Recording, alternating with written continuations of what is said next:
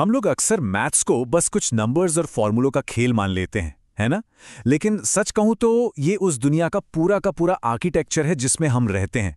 आज के इस विश्लेषण में हम भौतिक वास्तविकता यानी फिजिकल रियलिटी को डीकोड करने वाले एक बेहद पावरफुल टूल पर बात करने वाले हैं, क्वाड्रेटिक इक्वेशंस यानी द्विघात समीकरण। हम देखेंगे कि कैसे ये खास गणितीय सूत्र हमारे आसपास के स्पेस और डायमेंशंस को समझने की एक मास्टर की है। तो चलिए बिना किसी देरी के इसे गहराई से समझते हैं। शुरुआत करते हैं एक बहुत ही दिलचस्प सिचुएशन से।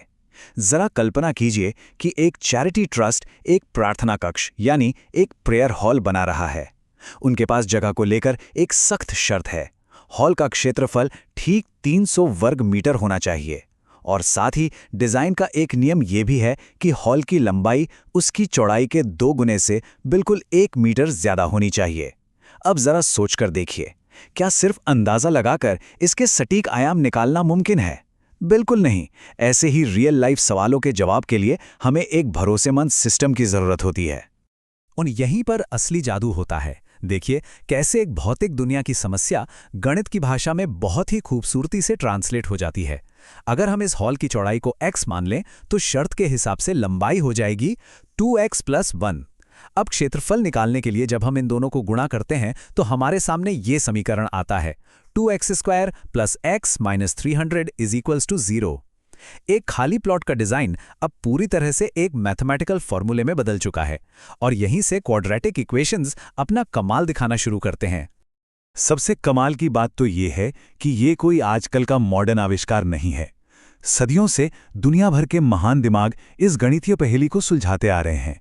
प्राचीन बेबीलोन के लोग इसके जैसी समस्याओं को हल करने वाले सबसे पहले लोगों में से थे। फिर प्राचीन यूनान में महान यूक्लिड ने इसे ज्योमेट्री के नजरिए से देखा। हमारे भारत में 7वीं सदी में ब्रह्मगुप्त ने इसे हल करने का एक बहुत ही स्पष्ट सूत्र दुनिया को दिया और फिर बाद में अरब गणितज्ञ अल-ख्वारिज़मी ने इसके अलग अलग प्रकारों का बहुत गहराई से अध्ययन किया। सच में ये मानव इतिहास की एक शानदार ग्लोबल अचीवमेंट है। तो आइए सबसे पहले इस गणितीय कुंजी के मानक रूप यानी स्टैंडर्ड फॉर्म को थोड़ा और करीब से समझते हैं। सदियों की मेहनत के बाद इस टूल को एक यूनिवर्सल रूप दे दिया गया। फॉर्मल भाषा में कहें तो x वेरिएबल वाला कोई भी समीकरण जिसे ax² + bx + c = 0 के फॉर्मेट में लिखा जा सकता है वो क्वाड्रेटिक इक्वेशन है। यहाँ a, b और c वास्तविक संख्याएं यानी रियल नंबर्स हैं। लेकिन यहाँ एक बहुत ही सख्त नियम है, a की वैल्यू कभी 0 नहीं हो सकती। सोचिए, अगर a ही 0 हो गया तो x² वाला पूरा हिस्सा ही गायब हो जाएगा और फिर ये द्विघात रहेगा ही नहीं। यही वो स्टैंडर्ड ढांचा है जिसमें हम किसी भी डिग्री 2 वाले समीकरण को फिट करते हैं। लेकिन ध्यान रखिए, गणित में चीजें हमेशा वैसी नहीं होती जैसी वो दिखती हैं। कुछ समीकरण बड़े बहरूपीय होते हैं। अब बाईं ओर देखिए, ये देखने में एकदम क्वाड्रेटिक लगता है क्योंकि इसमें x का गुणा हो रहा है। लेकिन जब हम इसे पूरी तरह से सॉल्व करते हैं तो x² तो कट जाता है और बचता है सिर्फ x + 12 = 0, जो कि क्वाड्रेटिक है ही नहीं। दूसरी तरफ दाईं ओर वाले समीकरण में x³ है, जिसे देखकर कोई भी इसे क्यूबिक समझ लेगा। लेकिन इसे हल करने पे x³ कट जाता है और ये एक perfect quadratic equation 6x² + 12x + 12 = 0 में बदल जाता है। तो सबक ये है, किसी भी नतीजे पर पहुंचने से पहले हमेशा समीकरण को सिंप्लीफाई जरूर करें। चलिए अब देखते हैं कि इस पहेली को सुलझाया कैसे जाता है, यानी फैक्टराइजेशन के जरिए इसके हल कैसे निकाले जाते हैं। समीकरण के अंदर जो छिपे हुए जवाब होते हैं ना, उन्हें हम मूल या रूट्स कहते हैं। इसे एक उदाहरण से समझते हैं। 2x² - 5x + 3 = 0। हमारा पहला कदम होता है बीच वाले पद यानी -5x को इस तरह तोड़ना कि हम कॉमन हिस्से बाहर निकाल सकें। इसे स्प्लिट करके और कॉमन लेने के बाद हमें 2 ब्रैकेट मिलते हैं, 2x - 3 और x - 1। अब चूंकि इन दोनों का गुणनफल 0 है तो इसका सीधा सा मतलब है कि इनमें से कम एक का 0 होना तो पक्का है। और यहीं से हमारा जवाब निकल कर आता है। जब हम इन दोनों फैक्टर्स को अलग अलग 0 के बराबर रखते हैं तो हमें x के 2 मान मिलते हैं, x = 3/2 और x = 1। ये वो सटीक नंबर हैं जो हमारे मूल समीकरण में एकदम फिट बैठते हैं। हमने बड़ी ही चतुराई से एक कॉम्प्लेक्स समीकरण को तोड़ा और उसके अंदर से बिल्कुल सही जवाब बाहर निकाल लिए। अब वक्त आ गया है उस प्रार्थना कक्ष वाले रहस्य पर वापस चलने का जिससे हमने शुरुआत की थी। तो हमारा समीकरण था 2x² + x - 300 = 0। अपनी नई सीखी हुई फैक्टराइजेशन की तकनीक लगाकर जब हम इसे हल करते हैं तो हमें दो फैक्टर्स मिलते हैं, x - 12 और 2x + 25। इन्हें 0 के बराबर रखने पर x के दो आंसर आते हैं, 12 और -12.5। अब यहां हमें अपना थोड़ा कॉमन सेंस इस्तेमाल करना होगा। x क्या था? हॉल की चौड़ाई। और भौतिक दुनिया में किसी कमरे की चौड़ाई नेगेटिव तो नहीं हो सकती ना? बिल्कुल नहीं। इसलिए हम -12.5 को बिना सोचे रिजेक्ट कर देते हैं। तो फाइनली हमारे इस रहस्य का सटीक जवाब है 12। उस प्रार्थना कक्ष की चौड़ाई ठीक 12 मीटर होनी चाहिए। और क्योंकि शर्त यह थी कि लंबाई चौड़ाई के दुगने से 1 मीटर ज्यादा होगी, तो लंबाई अपने आप 25 मीटर हो जाती है। 12 × 25 हुआ 300। सारी शर्तें पूरी हो गई। अंदाजा लगाने की कोई जरूरत नहीं पड़ी। इस गणितीय सूत्र ने हमें 100% सटीक डायमेंशंस दे दिए हैं।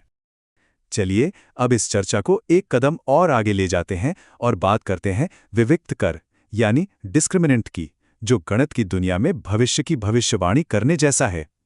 कभी-कभी हमें पूरा समीकरण सॉल्व करने से पहले ही ये जानना होता है कि क्या इसका कोई समाधान मुमकिन भी है या नहीं। यहीं पर यह डिस्क्रिमिनेंट हमारी मदद करता है।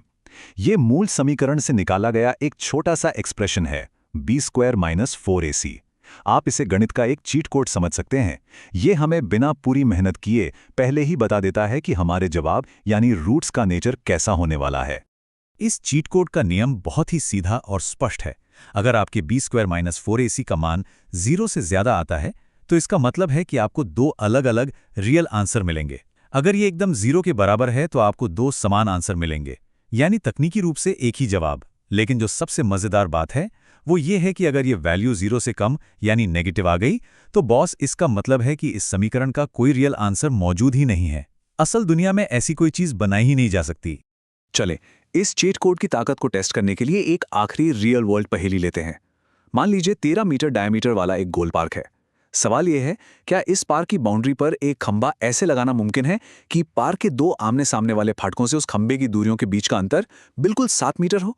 क्या फिजिकली ऐसा कोई कंस्ट्रक्शन पॉसिबल है? पाइथागोरस थ्योरम और थोड़ी सी ज्योमेट्री लगाकर हमारी ये पहेली इस समीकरण में बदल जाती है, x² + 7x - 60 = 0। अब इसे पूरा सॉल्व करने में टाइम वेस्ट करने के बजाय सीधा अपना चीट कोड लगाते हैं। b² - 4ac कैलकुलेट करने पर हमें मिलता है 7 का स्क्वायर -4 × 1 × -60, जो कि 289 आता है। 289 जाहिर तौर पर 0 से बड़ा है। इसका मतलब हमारा डिस्क्रिमिनेंट हमें साफ साफ बता रहा है कि हाँ, इसके रियल रूट्स हैं और ऐसा खंबा लगाना बिल्कुल मुमकिन है। और जब हम तसल्ली के लिए इसे सॉल्व करते हैं तो हमें सही दूरी मिल भी जाती है। खंबे को एक फाटक से ठीक 5 मीटर की दूरी पर और दूसरे फाटक से 12 मीटर की दूरी पर लगाया जा सकता है। दोनों का अंतर 7 मीटर हो गया ना? तो देखा आपने, डिस्क्रिमिनेंट ने हमें कंस्ट्रक्शन शुरू करने से पहले ही बता दिया था कि हम सही रास्ते पर हैं। तो इस पूरी चर्चा से एक बात तो बिल्कुल साफ हो जाती है, क्वाड्रेटिक इक्वेशंस सिर्फ किताबों में छपे बोरिंग फॉर्मूले नहीं हैं। ये एक टूल है, एक ऐसा चश्मा है जिससे हम इस भौतिक दुनिया के आर्किटेक्चर को देख सकते हैं, समझ सकते हैं और नया निर्माण कर सकते हैं। जरा सोचिए, अगर ये साधारण से दिखने वाले x² वाले समीकरण पार्कों और कमरों के इतने सटीक डायमेंशंस खोल सकते हैं और सदियों से दुनिया भर के जीनियस लोगों को इतना आकर्षित कर सकते हैं, तो इस विशाल ब्रह्मांड के ऐसे और कौन-कौन से गहरे रहस्य होंगे जो इनके भीतर छिपे हैं? ये एक ऐसा सवाल है जिस पर आपको जरूर विचार करना चाहिए। इस एक्सप्लेनर में मेरे साथ जुड़ने के लिए आपका बहुत बहुत धन्यवाद।